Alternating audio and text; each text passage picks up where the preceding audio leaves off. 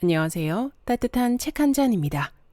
살다 보면 의욕이 넘치다가도 금세 지쳐버리는 순간이 있죠. 하고 싶은 일도 많고 잘하고 싶은 마음이 클 때 사람들에게 왜 종종 번아웃이 올까요? 그 이유는 바로 자존감에 있습니다. 오늘 영상에서는 의욕과 번아웃 사이에 중심을 잡아주는 힘, 자존감에 대해 이야기해 보려 합니다. 자존감이 중요하다는 말은 익숙하지만 실제로 자존감을 어떻게 지키고 키워나가야 하는지는 잘 모를 때가 많죠. 그래서 오늘은 신간, 자존감 워크북을 통해 자존감의 정확한 의미부터 실생활에서 자존감을 지키는 방법까지 차근차근 함께 알아보려 합니다. 지금부터 책 속으로 들어가 보겠습니다. 스스로를 지키는 힘, 자존감에 대하여. 이제 이 책의 중심이 되는 키워드를 꺼내려 합니다. 바로 자존감입니다. 인정받기 위해 고군분투하는 세상의 모든 신입신은 자존감이 현저히 낮아진 상태일 가능성이 커요. 팀원들 앞에서 왠지 초조해지는 기분, 회사 내의 누구와도 편하게 이야기할 수 없는 분위기, 나를 제외한 동료 모두가 업무도 사회생활도 알아서 척척 잘하는 느낌. 이 불편함과 초조함은 결국 자존감으로 이어지는 문제거든요. 이제 대중적인 용어가 된 자존감은 영어로 self-esteem이라 부릅니다. 직역하면 내가 나 자신을 평가한다는 뜻이에요. 내가 나를 소중히 여기며 존중받을 가치가 있는 사람으로 보는지, 아니면 영 부족하고 가치가 없는 사람으로 보는지에 따라 자존감의 높낮이는 달라집니다. 자존감이 높은 사람은 실패와 좌절 속에서도 자신의 가치를 인정합니다. 반대로 자존감이 낮은 사람은 외부의 평가에 쉽게 흔들리고 인정받지 못한다는 감각이 찾아오는 순간마다 내 전부가 무너지는 느낌을 받습니다. 실패의 경험을 자신에 대한 부정적인 증거로 받아들이고요. 여러분도 이와 같은 마음속 흔들림을 감지하고 있을 텐데요. 지금부터 그 흔들림의 근원과 건강한 관리 방법을 짚어보겠습니다. 자존감의 구성 요소는 학자마다 다양하게 정의하지만 저는 다음 페이지에 소개할 4가지 요소로 구분합니다. 각 요소는 자존감이 높은 사람과 낮은 사람의 행동에 뚜렷한 차이를 만듭니다. 구체적인 상황을 들어 알아볼 테니 여러분의 모습도 체크해 보세요. 자존감을 구성하는 4가지 요소. 자존감의 첫 번째 요소는 있는 그대로 나를 받아들이는 마음이에요. 잘하는 점도 부족한 점도 자연스럽게 인정하며 성장의 기회로 여기죠. 가령 거래처와의 소통에서 잠깐 실수를 하더라도 자존감이 높은 사람들은 몇 번 안 해본 업무라 부족한 면이 있군. 인정해. 그리고 누구나 실수할 수 있어. 이번 실수를 통해 배우고 성장할 거야 라고 생각합니다. 반면 신입 씨처럼 자존감이 낮은 사람은 스스로의 부족함을 두려워해요. 정확히는 부족한 모습을 보여주는 것을 두려워합니다. 사람이라면 누구나 실수할 수 있고 지금은 아직 부족한 단계라는 사실을 받아들이기 어려워하는 겁니다. 자존감의 두 번째 요소는 나를 가치 있는 존재로 여기는 마음이에요. 자존감이 높은 사람은 자신에 대한 판단을 외부의 평가에 의존하지 않습니다. 설령 업무 중에 부정적인 피드백을 받더라도 그 피드백을 자신의 가치와 직접적으로 연결하지 않아요. 이건 업무에 관한 피드백일 뿐이야. 나라는 사람 자체를 평가하는 건 아니야 라고 생각하며 내면의 중심을 지켜냅니다. 하지만 신입 씨는 어떨까요?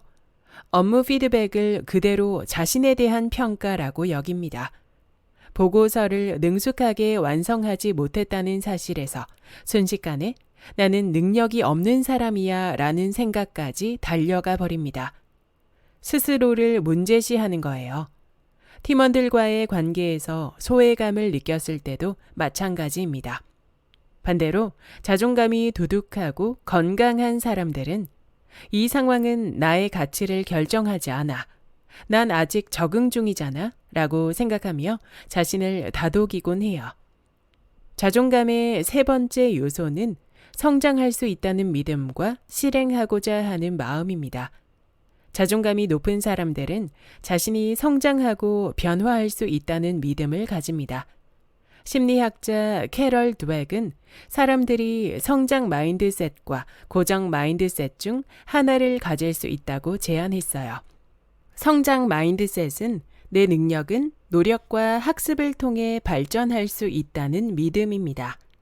고정 마인드셋은 내 능력은 타고난 것이고 쉽게 변하지 않는다는 믿음이고요. 고정 마인드셋을 가진 사람은 실패를 자신의 한계로 받아들이며 새로운 도전을 두려워합니다. 예컨대 이번 기회가는 기대에 못 미친다는 평가를 들었을 때 나는 원래 좀 일머리가 없나 봐. 아무리 해도 안 돼. 재능의 차이야. 라고 생각하는 건 고정 마인드셋을 가진 모습에 가까워요. 성장할 가능성을 믿기보다는 자신의 능력을 고정된 것으로 여기고 스스로를 포기하려 하는 겁니다. 반면 성장 마인드셋을 가진 자존감이 높은 사람은 실패를 겁내지 않습니다. 기회간이 기대에 못 미친다는 평가를 들어도 포기하지 않고 자책하지도 않아요. 다음번에는 더 잘하기 위해 필요한 스킬을 좀 배워야겠어 하고 개선할 방법을 찾아 나가죠. 자존감의 마지막 요소는 나를 보호할 수 있는 기술을 활용하는 마음입니다. 사실 자존감이 높은 사람들은 부정적인 상황에서도 자신을 보호하는 기술을 가지고 있어요. 감정을 관리하고 스트레스를 해소하고 나 자신을 위로하는 방법이죠. 예를 들어 야심차게 공유한 아이디어에 돌아오는 반응이 영 미적지근하기만 할 때 자존감이 높은 사람은 스스로를 감정적으로 몰아넣지 않습니다. 오히려 돈벌이란 참 힘들군. 괜찮아. 열심히 했는데 생각처럼 안 풀려서 속상하지만 고생 많았어. 라고 자신에게 너그러운 태도를 보여줍니다. 그리고 잠깐 일을 멈추고 감정을 정리하는 시간을 가지거나 집에 가서 가족들과 대화하며 스트레스를 풀어요. 퇴근길에는 좋아하는 노래도 듣고요. 하지만 자존감이 낮은 사람들은 안타깝게도 자신을 보호할 기술이 부족합니다. 아이디어에 대한 반응을 나라는 인간 자체에 대한 반응으로 받아들이고 화장실에서 멍하니 한숨만 쉴 뿐 스트레스를 제대로 관리할 방법을 찾지 못합니다. 보통 이런 패턴은 더 큰 불안을 불러오기 일쑤입니다. 스스로 고립감을 느끼며 팀 분위기에서 자기 자신을 배제하기도 해요. 객관적으로 상황을 읽어보자. 손자가 남긴 유명한 말 중에는 지피지기 백전백승이라는 문장이 있죠. 관계에서도 마찬가지입니다. 결국 나와 상대의 마음을 잘 아는 것이 관계를 읽는 핵심입니다. 이를 위해서는 먼저 상황 그 자체를 객관적으로 편견이나 고정관념 없이 파악해야 합니다. 객관적인 이해는 문제 해결의 기초가 됩니다. 두 가지 사례를 비교해 볼까요? 제가 만난 내담자 중에는 맹꽁 씨라는 분이 있었습니다.